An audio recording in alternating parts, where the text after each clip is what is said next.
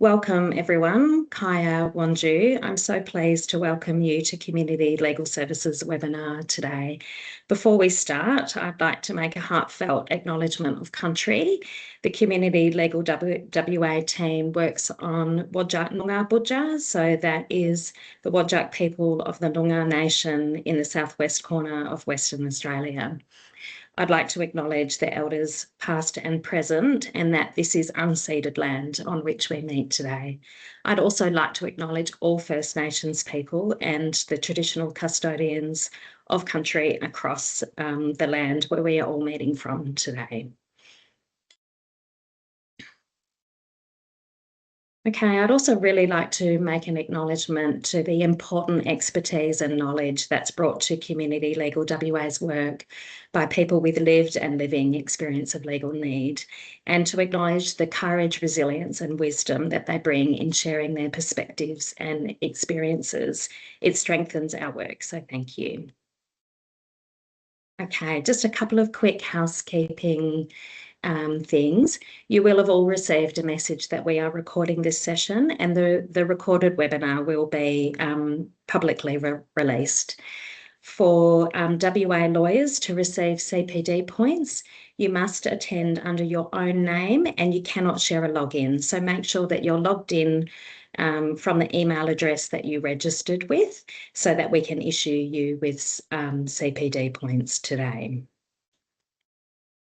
Okay, so for those of you who aren't in Western Australia or don't know very much about us, Community Legal WA is the peak body for community legal services in Western Australia. And our vision is a fair WA where everybody has access to justice. We drive positive change through strategic leadership, advocacy, and collective action. And we work across sectors and communities to transform systems and improve access to justice for people with legal issues right across Western Australia. Our new strategic plan, which is soon to be released, increases our focus on building and sharing evidence about legal need and lived experience of legal need. And this webinar today is part of that work. In Western Australia, there are 23 community legal services right across WA. 3 of those are Aboriginal community-controlled family violence prevention services, and all of these organisations are members of CLWA. Last year, the sector as a whole helped 29,000 vulnerable Western Australians with legal problems. And they help with a wide range of civil and family law problems. The most common problems helped in WA last year were housing, family and domestic violence, and family law, with employment, wills and estates and money problems also common. Other issues include criminal injuries compensation, immigration issues, minor criminal matters, and a whole lot more. The sector supports a wide range of people, including people experiencing homelessness, women, young people, people with mental health challenges or disabilities, First Nations people, and a large proportion of people who live in rural, regional and remote Western Australia. So that's enough from me. My only last task is to introduce today's wonderful presenters. So we have Joshua Marks. Joshua is the Data and Impact Advisor at Community Legal WA.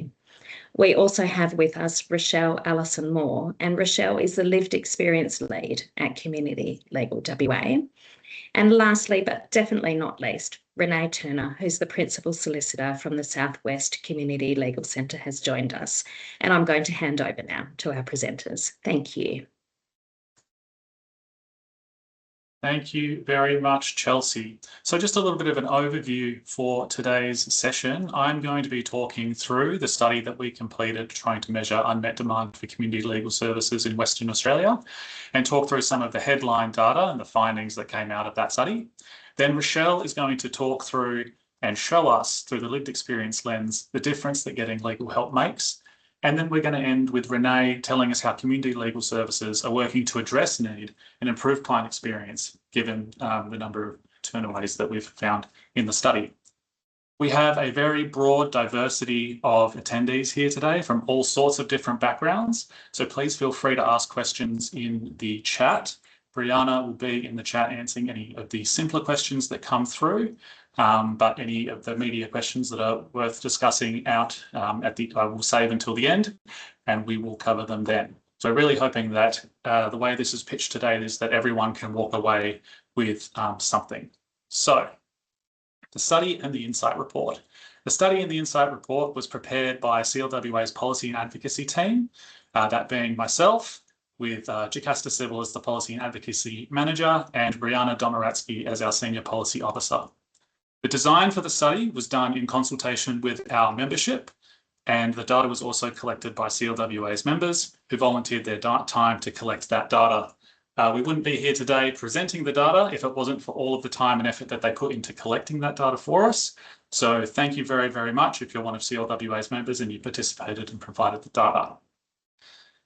Also, we would not be able to show the impact that the turnaways or the unmet demand that we're describing in the insight report without that lived experience perspective. So the impact of turnaways is informed by people with lived experience of legal need through CLWA's lived experience work.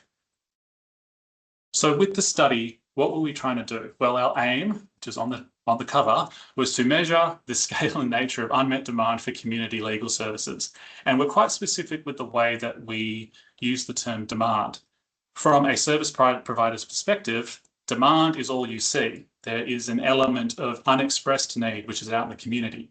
And something like a Legal Australia-wide survey from the New South Wales Law and Justice Foundation or the Public Understanding of Law survey by the Victorian Law Foundation takes a random sample of the public and tries to find the prevalence of legal issues in the public or in that population. Our survey sets out from the beginning, from the perspective of the service provider, what is the demand that we can see so that we can try and improve access to justice in Western Australia. So how did we go about measuring this? We set aside a 1-week reference period in September 2025. We chose that period in consultation with our members to try and avoid any high or low service periods. September seemed to be an average sort of inquiry rate according to our members, so we proceeded with that. We then asked them to collect multiple data sources, and this was so that we could try and cover the field and detect where the unmet demand was. So we had them collect inquiry data, so at the front desk or their staff, collecting data on the inquiries for people that were requesting legal help. Then we had the practitioner survey where we asked for lawyers and advocates to comment on that reference week and their service delivery. And we also asked for phone records where our members had phone systems capable of collecting that data, and also service data so that we could see the number of services that were provided. The insight report covers these data sources, but today, because we're going with the headline data, we're just going to be going with the inquiry data collection and the practitioner survey.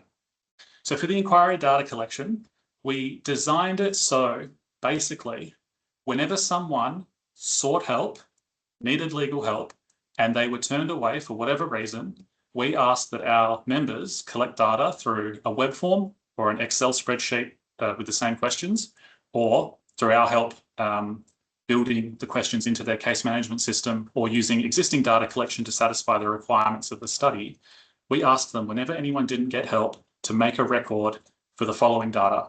What was the reason for that turn away? Had that individual sought help elsewhere in the legal assistance sector? What was the legal issue that they were presenting with? And what were they provided when being sent away? Were they provided with an information sheet? Were they provided with a referral to another service to try and get help? 23 of our 25 members participated in providing this data, and we had a record of 938 turnaways in that reference week. Now, because we had such good participation from our members, we have a broad capture of both geographic and problem type turnaways in the data set. And I've been talking about turnaways so far, but we defined turnaway in a way where we could understand what the reason for that turnaway was. So we started by looking at, well, what are the essential criteria for a service being provided? And we came up with 3 in consultation with our members. And basically, if an issue is in scope, so it's something that the organisation does, and the service provider has capacity, i.e. the resources to deliver that service, and the person is eligible for that service, a service would be provided. So that's the assumption that we started with. And subtracting from that and recording which element or criteria was absent, we could determine the reason for referral. So all of these 938 recorded instances could each be broken down into different buckets for what that turnaway was. And when you think about the turnaways that we could record, some of them are systems navigation, being referral. That the legal issue that you're seeking help for isn't something that we do, but there is a specialist service that does do that help, does do that service. Here are the details, and you can go and seek assistance from them. Some turnaways are because organisations are trying to preserve capacity. They're setting eligibility criteria, whether that's a geographic catchment, or it is means testing, or perhaps they're a service that only supports a certain cohort, like women or people experiencing homelessness. Some of these turnaways are because of eligibility. And then we also have turnaways because of conflicts of interest, where a conflict of interest is where a lawyer's obligations to a previous client mean that a service can't be provided to the inquiring individual. And collecting the data for these three criteria gives us all sorts of information for service planning and advocacy. In the context of whether an issue is in scope, you might see that more people are coming for a certain issue. Maybe it's because of a recent legislative change, and you say, that isn't something we do, go and speak to the people who are specialising in that. Or maybe as a sector, oh, there's this emerging legal need for a certain issue. There's a certain issue that is emerging. What should we start doing as a sector to meet that legal need? In the case of a person's eligibility, if someone's being turned away because of eligibility, you might decide, or you might start to investigate, oh, why is this particular cohort starting to have more legal need that they're expressing to us as a service? And finally, with capacity, the real advocacy there is to seek more funding so the services can be provided to the people that need it. And on that matter of capacity, because we have the three criteria, we can break it down and we can qualify it. So the important thing about the capacity turnaways here is the issue is in scope and the person is eligible, and the sole limiting factor in the person being turned away was that there was no capacity to deliver the service.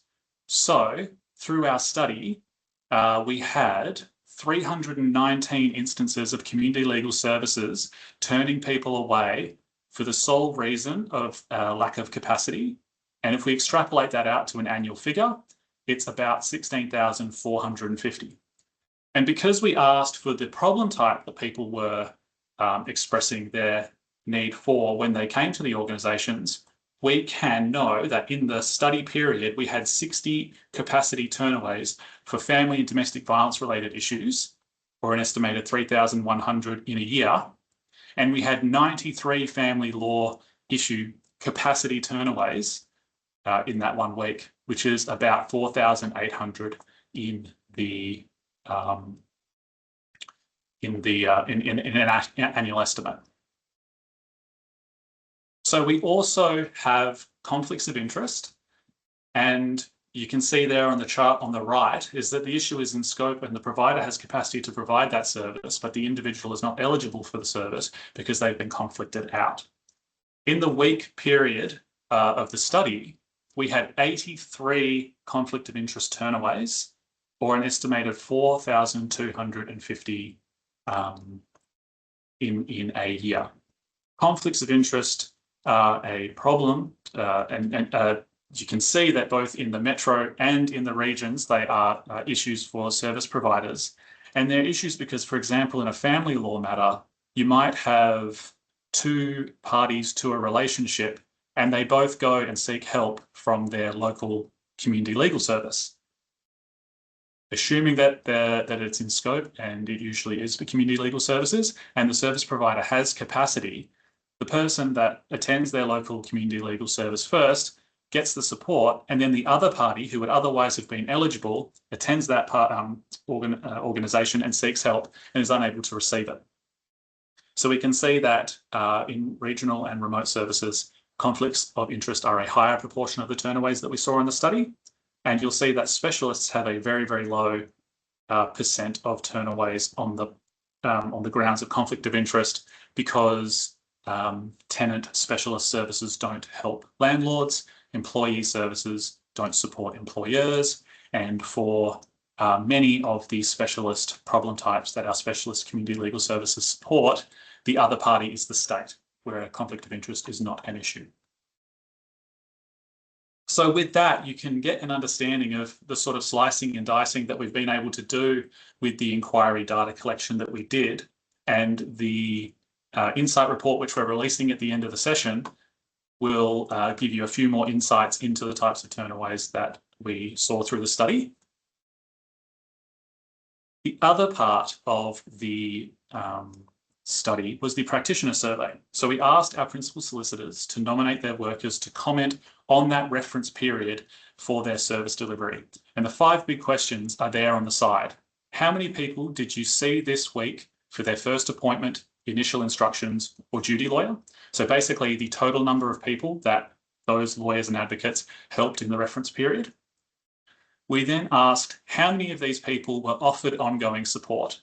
So you gave them the initial advice and you were able to open a file for them. Now that might be after your initial, that might be after supervision, where with your supervisor you determine we're going to open up a service. And then finally, we asked how many of the people who received a discrete assistance, in your opinion, needed ongoing help to address their legal need, but your organisation didn't have the capacity to offer such a service. And we provided a conservative definition of needed. We really wanted to understand, did the discrete assistance that the individual received for that last question, did it address, did it improve their legal understanding, their confidence to address the issue themselves, and did it consider the seriousness of the matter and the potential implications for not getting that ongoing help, rather than by providing an ongoing service, the individual merely would have benefited from that because receiving the ongoing assistance most likely would have helped them. We were really interested in understanding where someone would have been hard done by not getting that ongoing legal help that they needed. So 21 lawyers and advocates completed the survey on that 1 week reference period, and collectively they saw 105 clients. 29.5% of those 105 clients that did receive an initial appointment needed more help than the service provider could offer. Now, why is this interesting? So in the first part of the study, we were talking about people that were turned away at the front desk. They received no support. These individuals that the data is collected about in the practitioner survey did get past the front desk, were booked for an appointment, and the level of service that could be offered because of resourcing wasn't sufficient to meet their need. So it shows this secondary layer of unmet need. So this is some of the headline data from the insight report that we're releasing at the end of the session. And each of these turnaways has the potential to impact a person's life. We are now going to turn to Rochelle, who's going to talk us through the Difference Getting Help Makes chart, which features in the insight report, showing the impact that getting legal help makes.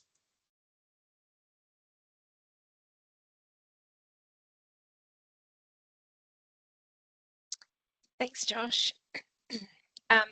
So as Josh mentioned, today I'm here to talk through the chart, or I guess this journey map of that's featured in the insight report. So we are the insight report journey map is demonstrated with 4 real-life experiences of people who have been unfairly dismissed in Western Australia. And to start with, we'll take a look at 3 of the people on the map who were supported by Circle Green, which is WA's employment law specialist. And then separately, we'll have a look at Sebastian's experience. So having a look, I guess, along the top first, just so I can explain what we're actually looking at here. The chart across the top, or the descriptions across the top, are they represent different levels of help in order of increasing intensity. So if we have a look, first we have the person may have got some information, and that may have been from online, through talking to other people, or information sheets that they've found. The next layer of help is getting advice, and that would be advice on their options from a lawyer. The next layer would be getting help with the process. So that may involve helping with affidavits or applications, for example.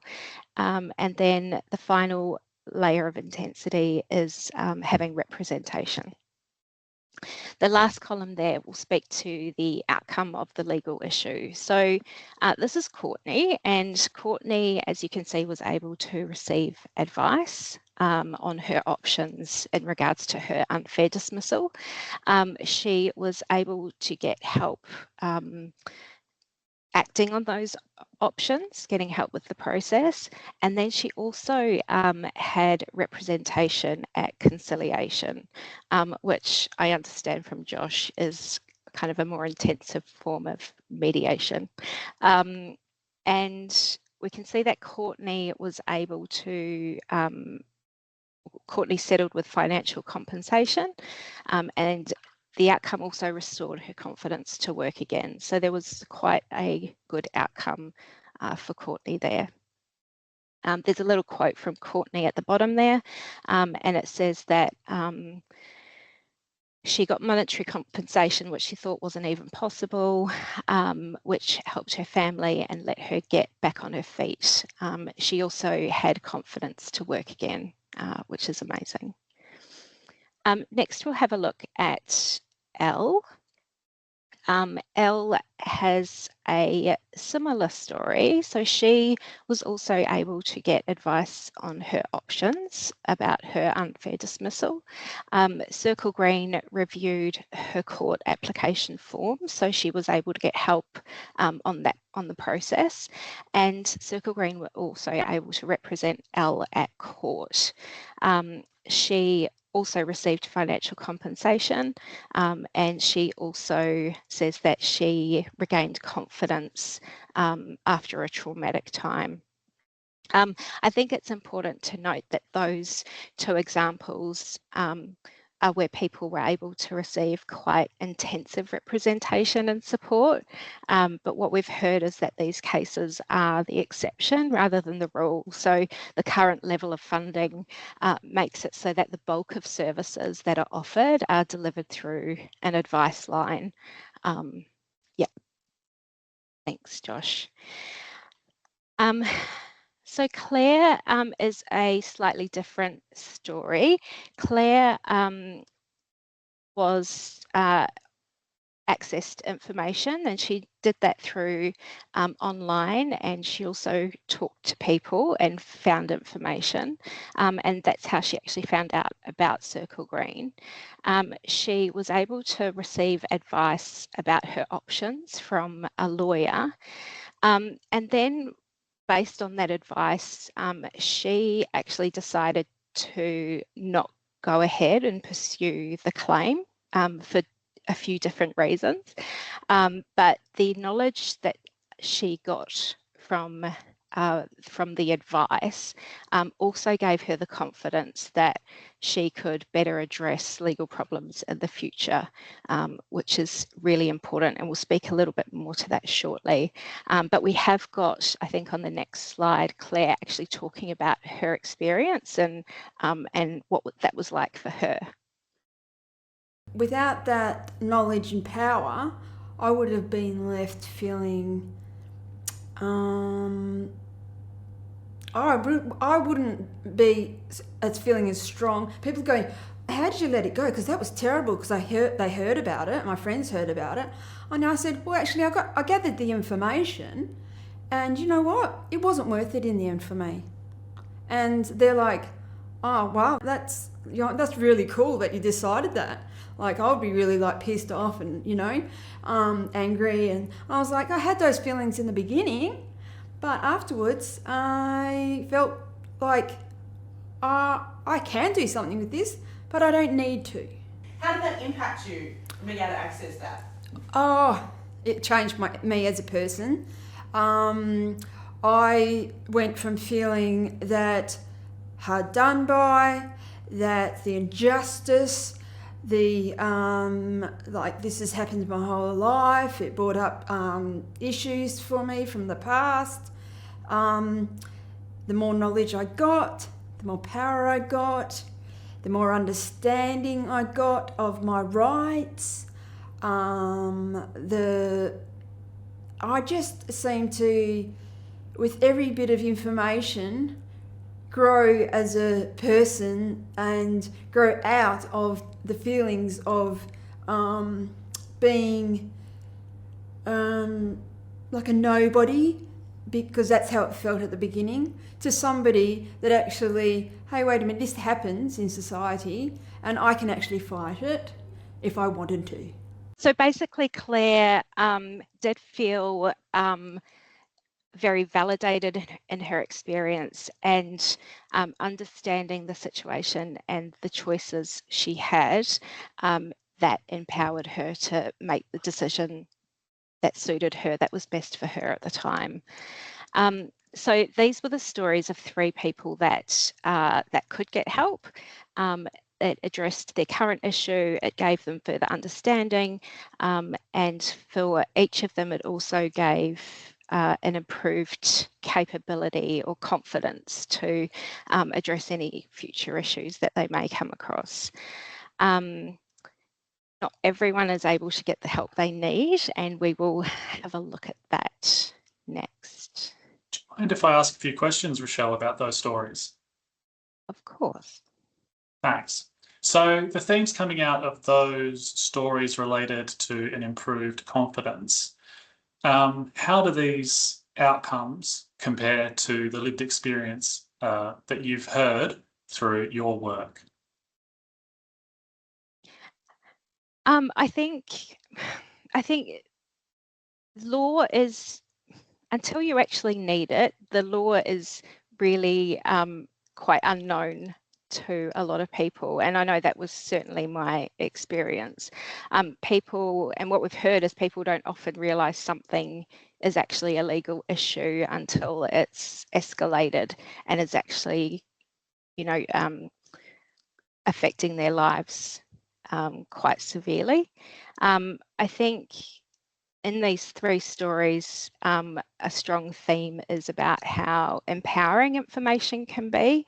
So when people understand their rights and their options, and that support exists, it can completely change how they experience a situation, which I think for those that could hear Claire speaking could hear that quite clearly coming through. I think another thing that stood out for me was how in the quotes, how people remember how services make them feel, and even when processes or in other situations that we've heard outcomes might be difficult, really compassionate and trauma-informed support can make a big difference. Having someone say, yeah, that wasn't okay, or you deserved support here, can be really powerful, especially if people have spent a long time doubting themselves or feeling dismissed.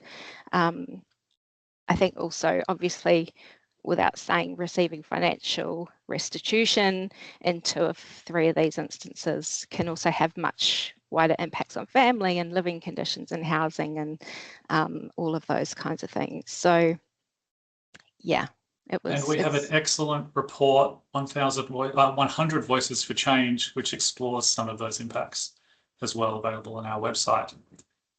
So from the work that you've done with people with lived experience, what happens when people can't get the help that they need?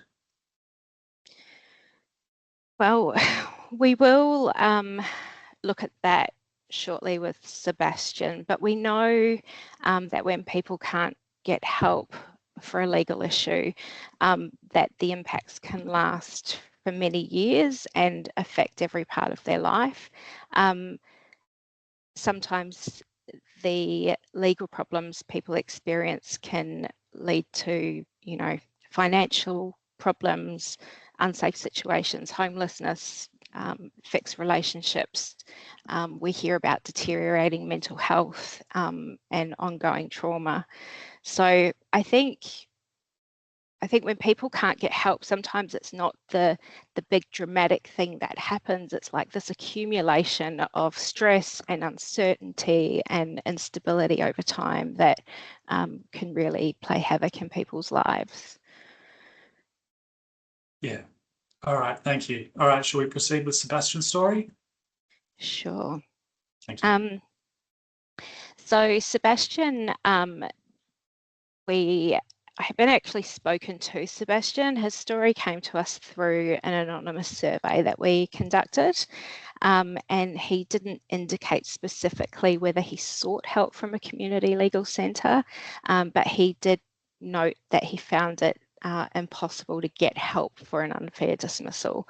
And one thing we know from talking to people is that just finding help can be really difficult to navigate and hard to find. And unfortunately, people have described it similar to like winning the lottery. If you can find and get help, it's this feeling of, winning the lottery and feeling incredibly lucky. So Sebastian couldn't get the help he needed and did his own research. And you know, one thing we hear about is how much time this actually takes from people's lives, away from family. If they are working, the amount of time it takes away from their job. In this case, it was an unfair dismissal case. He says that he was constantly forking out for lawyers when I didn't have a job. So again, not sure if he reached out to a community legal centre, but from his experience, he was having to pay for lawyers when he was unemployed, and he couldn't resolve the issue by himself. So he communicated to us that his mental health and well-being were impacted. He became homeless and was living in his van, and he said that he was suffering from severe depression and anxiety.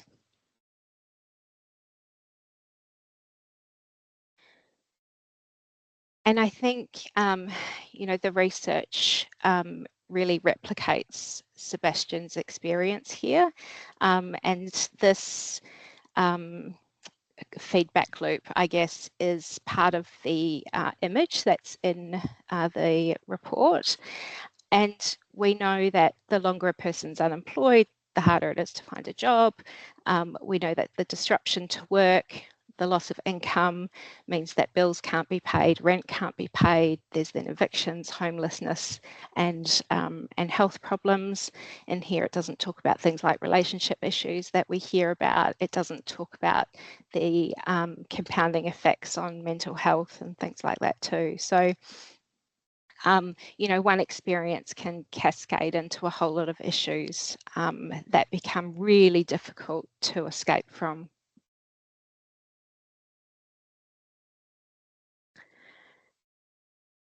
And as you know, through some of the people we've spoken to and the research, we know that you know, in one of the surveys we did a survey on for people who weren't able to get help for their issue or weren't able to get all of the help they needed for their legal issue, which Josh spoke to earlier.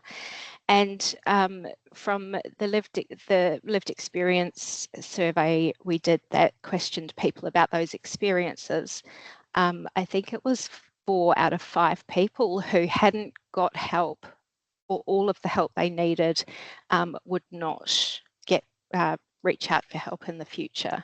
So past experiences of not getting help can then impact the future problem solving behaviour from them. So that may be that they're not, as I said, able to reach out for help again, or they don't want to because it's actually really hard to do that, or if they have a negative interaction with an agency, for example, if they have gone through the process of fighting a fine, for example, if they find that to be long and confusing and tedious and having a negative outcome, they're more likely next time to either to not protest the fine and either pay it, or which affects them financially, or ignore it, which can then lead to compounding financial issues and legal issues down the track. So you know, the compounding issues of not getting help, they're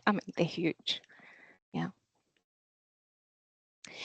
This is a quote from someone who has been turned away. They were asked how would they prepare themselves if they had the same legal issue in the future, and this was their quote: "I'd just go in knowing it won't help. First time you had hope, but now you know I'm not important. My story isn't important. People are just ticking boxes and going home to have dinner, but I'm left with constant anxiety and a head full of questions and imagining myself going to jail. I'll just know next time not to worry. Just presume jail."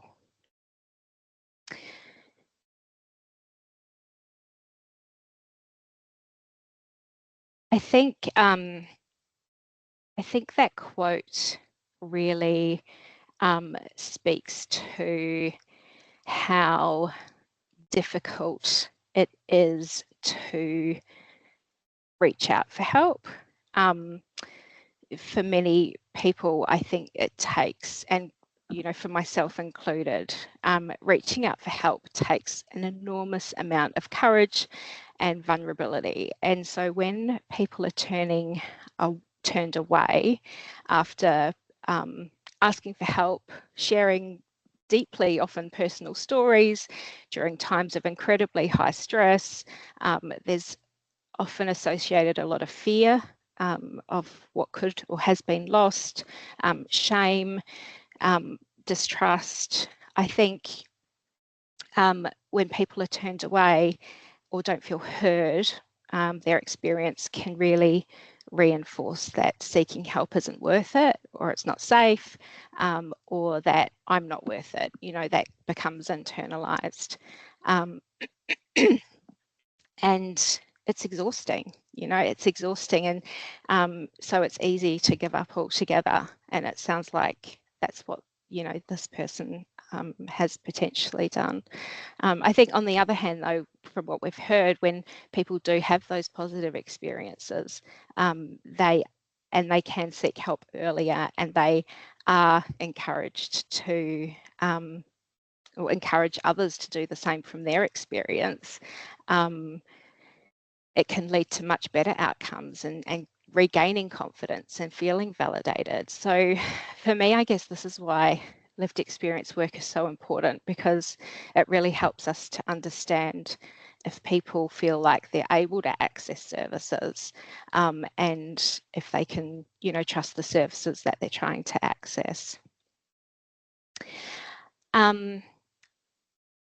With this slide, so in the study, we estimated that almost 1,400 people were turned away from getting employment law advice just in 2025 alone, and that was due to capacity alone. So while the impact may not have been as severe for all of those people as Sebastian, we know that there would have been a degree of negative impacts for these people. So just to reinforce, I guess, that getting help is really good, to keep it simple. In Courtney L. and Claire's own words, receiving the help that they did made them feel more confident and capable of addressing future legal issues. And for Claire, who didn't get as intensive support and help as Courtney and Elle, just understanding her rights and having that knowledge and having that validation and understanding also gave her the confidence to move forward in her life. Heidi, thank you very much, Rochelle. Renee, I'd like to ask you a couple questions about your perspective as a service provider. Would you like to give a little bit of an introduction to yourself, Southwest Community Legal Centre, and the work that you guys do? Hi, Josh. Thank you. So I'm Renee Turner. For those of you I haven't met, I'm the Principal Solicitor at Southwest Community Legal Centre. We're the place-based generalist community legal centre, which covers the southwest region, which includes Manjimup, Margaret River, Collie, Harvey, Busselton, Bunbury, and all the other little towns in between. We, as a service, provide regular family court and family violence restraining order duty lawyer and shuttle conference lawyer services, as well as tenancy court duty advocate services. And we provide generalist advice, assistance, and casework for family law, family violence, criminal injuries, compensation, and tenancy matters. And we were one of the centres actually that took part in the CLWA Turnaway study in September last year as well. Yeah, excellent. Thanks. So Rochelle's just given us a really good view of what not getting the help that you need looks like from the perspective of the individual. As a service provider, what does the impact of the turnaway look like to you? Is this stuff hidden? What does it look like? Well, I guess even just hearing some of those quotes was quite heartbreaking because obviously we put a lot of effort into all our clients, and just knowing that there's people that are not helped or don't get as much help as they need or get discouraged is hard to hear. But I would say an obvious, there's many obvious times when we become aware and can track turnaways, like, as you've already talked about, when they ring and we refer them out for any of the standard reasons, but they're also often hidden. For example, they ring the centre and hang up before leaving a message and then feel discouraged and don't call back, which we know is an issue. And sometimes it's hidden because the client might not even know they need the service. So, for example, things that spring to mind are like family violence appointments. Those clients might not be aware that they can claim for criminal injuries compensation until we've had an appointment with them about their family violence restraining order or parenting matter, and then they start disclosing there's been assaults, for example. But also other examples of recent client turnaway experiences that we are aware of, but maybe the extent of the work required never becomes fully apparent to us, where I believe having ongoing representation from the local CLC in those clients' community, who was the lawyers that the client trusted to approach at first instance, and then maybe we have to turn them away or say we can't help further with that, has a big impact on the client experience and makes them feel discouraged and unhelped, and it's definitely not a trauma-informed approach. So a few examples that I was thinking of for that are a really common one for us is because we do family violence duty lawyer services for mention hearings, but as a rule, we don't have capacity to take on final order hearings for them, as they're a lot more involved in preparation. So if we've been engaged with them as their duty lawyer or for advice appointments or maybe in their family law matter, if they then need representation in their final hearing, having to turn those clients away is really difficult, especially when I know they're not guaranteed representation. Hopefully we've been able to warm refer them to, say, legal aid, but we also don't know. They might not get a local lawyer then if they are given a grant, and that's hard. And I was thinking of a more specific example for a family law matter is where we've got a grandparent who's had quite a few urgent appointments regarding her young grandson that has been in her care a lot, and she's mostly raised, but now her daughter's taken him and she's got concerns for welfare neglect. I would love us to be taking a more active role in that matter. I'm concerned for the child, but we just don't have capacity to take on the file, apart from checking in and ad hoc advice appointments, which is not nothing and it's still important, but not being able to take, I know that having that, being able to take on a matter and really provide that ongoing representation and assistance can have a big impact.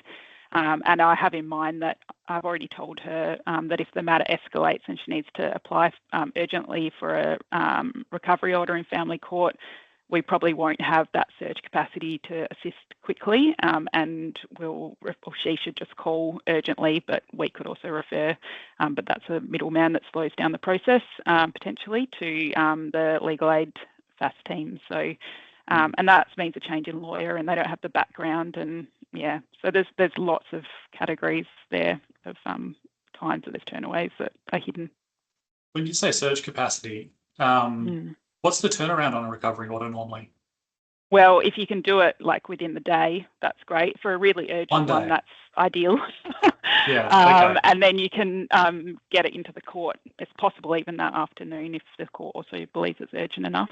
Sometimes they're a bit longer, and that's not such an issue depending on the circumstances. Yeah. Yeah, that's very hard to plan for. Yeah. So you've been through. You've given some really good examples there. Are there any, cohorts of people or types of legal problems where you're most worried about clients in particular? Well, I guess there's like times, for example, where we don't, like I know the client doesn't have the ability to draft, say, a sufficient trial affidavit for their family matter, for example. And that's something that takes quite a bit of time, and we might not have capacity, especially if they've come to us a bit late in the piece. Not offering when we can't offer guaranteed court representation, for example, family law or family violence restraining orders. But there's also lots of, around 2020, 2021, where things escalated with COVID, we had to make, I remember the staff meeting where we made a difficult call that we were not meeting capacity and we had to reduce the types of matters we were bringing in. And we ended up deciding that the ones that were really needing the help and were most vulnerable and at risk were the family violence and family violence and family law, generally. So we stopped doing things like wills and estates and general civil advice, things like dividing fences or civil claims for debts and things like that. And I find that difficult because I personally believe that's the role of a CLC, to help community members doing those kind of little things that move their life along.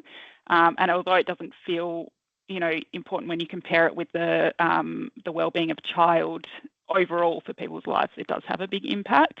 And I know when I've gone through and been doing data destruction and see the advice that people were given in the past on those kind of topics, and I find it sad, depressing that we're no longer able to do that. And I do believe that that's an important thing for people to get help with.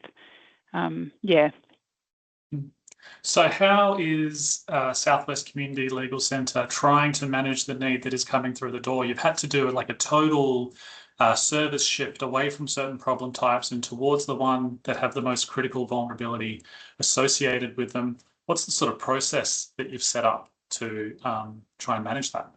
Yeah, well, we hope that reduction in legal topics would be temporary, the type of legal matters that we were taking on, but it's turned out to not be. And we're now even at the point where we're at capacity for, and we've got a waiting list again. The first time since then, I'd say it's been so bad. But we ended up refining the way that we assess the need for people coming in, those clients, and how the level of assistance we provide to them based on how at risk and in need they are.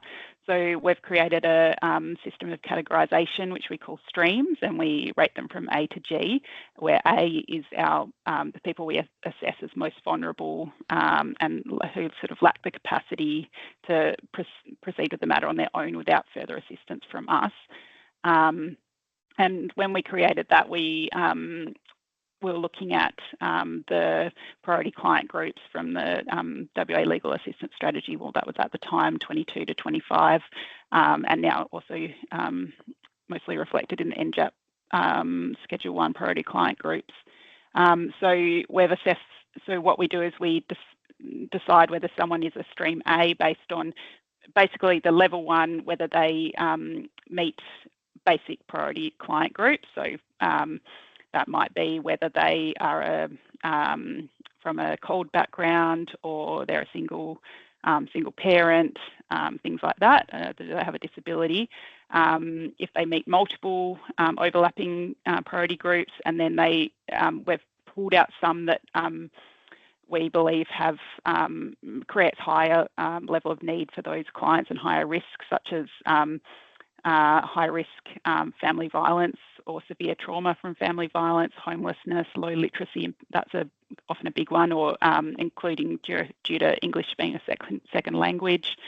So when all those things are overlapping, plus there's sort of that next level of lack of capacity to progress their matter, then that's where we say, well, we think they're a stream A, and based on that, we should be providing this level of service, which at that point, if it's appropriate, we would open a case file for them. And based on that, it's sort of interesting because then we can see when we're not able to help those stream A, when we get to the point where we've got low capacity and the stream A clients are no longer all getting files open and they have to wait. And obviously then that pushes back on all the other streams. So things like stream C would be clients who get, sort of lower need, but still want help and need help and deserve it. But they might get an appointment, say, once a month. And but when we've got low capacity, that might push out to be more like every 2 months or a month and a half, and maybe we can't review the document for them that we said we hoped we would. Try not to overpromise, but yeah. So we basically provide assistance and try and do it on a reasonably objective basis to provide a minimum level of service for each type of client coming in their circumstances. I'm sure it can be really hard for staff as well, wanting to be able to do more. Yes, it can be really difficult. I think particularly where you're engaged with the client and you think, well, they need my help. I've been helping them and it's been working. And but then you also know that if you've got to make an assessment at some point to say, well, if I keep helping them and maybe now their matters in court, for example, like we've got their documents done, it's been filed, maybe we can keep helping as duty in a duty lawyer capacity. And if we keep that file open, even though it feels like we need to, that means we probably don't have the capacity to take on another client who otherwise we'd be able to help get their documents done and get them into court because, maybe they don't have any access to their finances and the other party's been really difficult about it, and the only way they're going to get that access is through commencing those proceedings. So that can be difficult and taxing on staff. And I'd say also just because it feels like we always work at max capacity, balancing the needs of, ensuring we have a quality service while also not burning our staff out. Like we're always kind of at that top capacity. So it is really hard to turn people away when you're really trying to help. Yeah. So that's a little bit about capacity and short on time. And I see we've got a cool question that's come through the chat. Can you give us a little bit more information on conflicts of interest in the regions? Because I spoke briefly about how we had measured that in the study, but maybe some examples of how that propagates as a regional service provider. Yeah, I certainly think it is a bigger problem in the regions. And I think when I've looked at our numbers for referrals, conflicts tend to be a little bit disproportionate for what I would expect for other turnaways. And I see your stats reflected that too. And I think it's because in regional areas there's a smaller and probably more likely stationary client pool. Like they might not move between suburbs and different catchments within the Perth region, for example, or they could just go over the border and go to a different CLC more easily. And also individuals or different parties to a matter might engage at multiple times for multiple issues over the years. So, for example, when we check the court list for restraining order duty lawyer services every week, they often have quite a high number of conflicts, unfortunately. And it might be because we're already assisting one party with the family matter, or it could be we saw one of them for a previous relationship and assess, well, there's probably a little bit too close a link here. And sometimes the conflicts can be tangled too in local family groups. We see that as well. We also have local staff, so that creates its own conflicts too, because obviously we all have our local connections and people we know in the community, and that, you can't be too close for helping. Yeah, excellent. All righty. Thank you very, very much, Renee, for giving us that service provider perspective. I did see that we had one question that came through the chat, which is certainly worth talking about, and it relates to accounting for churn.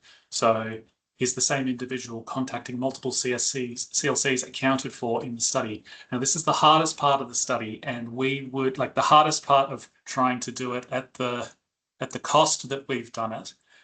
We've been very careful with the way that we've communicated the findings. We've said instances of people being turned away. We can't say that these are people being turned away.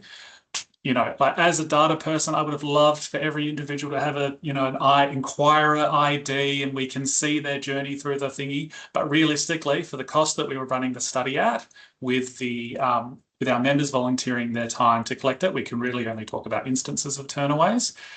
We did have that question in there about have they sought help elsewhere. That question was more or less binary, like yes or no, they've sought help within the legal assistance sector. I think doing the study again, we would build that out more to know where they came from, maybe how many people they've spoken to before, so we can get a better idea of that churn. But just within the feasibility of the study, tracking individuals wasn't something that we were able to achieve. But we would welcome resourcing to do this kind of work and do this work even better. So I hope that answers the question, and I'm happy to chat out of session with the person that asked that question. So I'll now turn over to Chelsea to close the session out for us. Thank you, Joshua, Renee, and Rochelle. Joshua, if people do have more questions, are they able to contact you and you can follow up out of session? Of course. Great. So I did see someone put their hand up, but I think it's been taken down again. We do need to close, but if you do have questions and want to discuss the work further, please contact Joshua. He's the lead on this work in the team. So the website, our website now has the report available for you to download. Just a reminder that this recording will be released publicly. Please take a moment to do the evaluation, which you can get either from a link in the chat or use the QR code on the screen in front of you. It really matters to us to have your feedback, so please do that. And I guess just a reminder to keep this the report in mind during Law Week. Community legal services do incredible work in our communities. They're keeping women and kids safe. They're keeping people housed. They're keeping them in their jobs. And we are really proud of the sector that we get to support here at the Peak Body. This report is an important step and strengthening in our evidence base about the people who need legal help in Western Australia and the reasons that they need help. And it's clear, I guess, from our perspective, we will continue to argue for the funding that the sector needs so that more people can get the help that they need. Please follow us on the socials if you want to keep in touch. We'll be doing more work in this area over the coming year. And once again, please do the evaluation.